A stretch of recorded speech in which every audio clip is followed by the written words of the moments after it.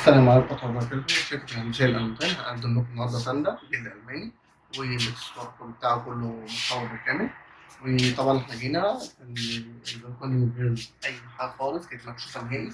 والطلب مننا ده اللي هي أولا عشان خاطر تحافظ على المنشر وعلى الغسيل، لو هم عبارة عن حاجة والدنيا مطرت تحافظ عليه، وتحافظ عليه مثلا من التراب، تحد من التراب.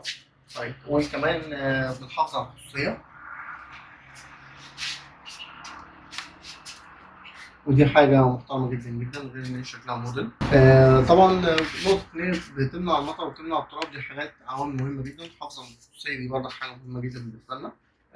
وهنا هنا برضه قفلنا البرازيل زي ما انتم شايفين اهو كده دايما ميدوب تمام. وعملنا هنا الديزاين دوت ستارة بتفتح بقى لغاية فوق لغاية الآخر زي ما احنا عايزين تمام. طيب طبعا التنة دي بتفتح على كذا مرحلة. المنطقة دي احنا وريها لكم كذا مرة على القناة.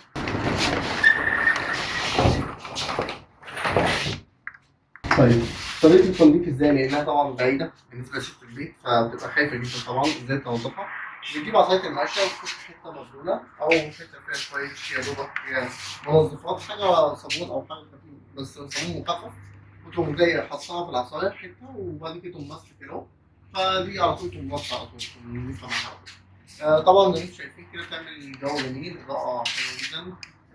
طبعا بتمنع كمان أشعة الشمس الضارة اللي هي من بعد 19 طبعا. تم التركيز في العبور. اتمنى يكون الشغل بتاعنا دوت نال اعجابكم. التواصل مع المهندس اسلام 010 2 3 2 5 1 4 3 4 و 0 3 59 1 6 6 2 6. رقم ينزل عليه مشكله، والمهندس على 0122 68 60 933. احنا بالفعل موجودين في محافظه القاهره بجوار موقف عبور، وبيننا وبين محطه رمسيس تلت ساعه.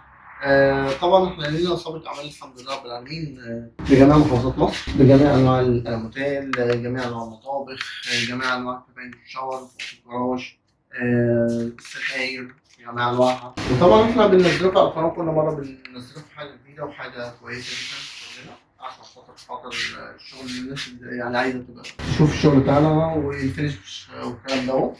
معلش انا مطبق والله مش مجمع عليه الحمد لله. فطبعا الحمد لله زي ما انتم شايفين كده الفينش بتاعنا محترم وطب. احنا عملنا فوق زي ما انتم شايفين الزاوية عشان تمنع المية نهائي، لأن التاني اللي راكبة تحت السقف الشكل الاحترافي اللي شايفين.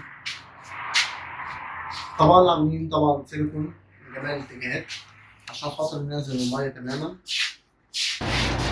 حتى حوالين الستارة عاملين سيليكون، والزاوية هي مركبينها عشان تمنع المية نهائي، ومقفلين سيليكون كويس. وده غرضه بس اللي هو يمنع الرؤية مش أكثر من أقل، يعني ده غرض التصميم منه. الغرض التصميم دوت اللي هو يمنع الرؤية ليس أكثر من أقل. أتمنى يكون الشغل ده نال إعجابكم، وآسف جدا طولنا عليكم، وأتمنى تعملوا سبسكرايب في القناة ولايك لو الشغل ده نال إعجابكم. شكرا، سلام عليكم.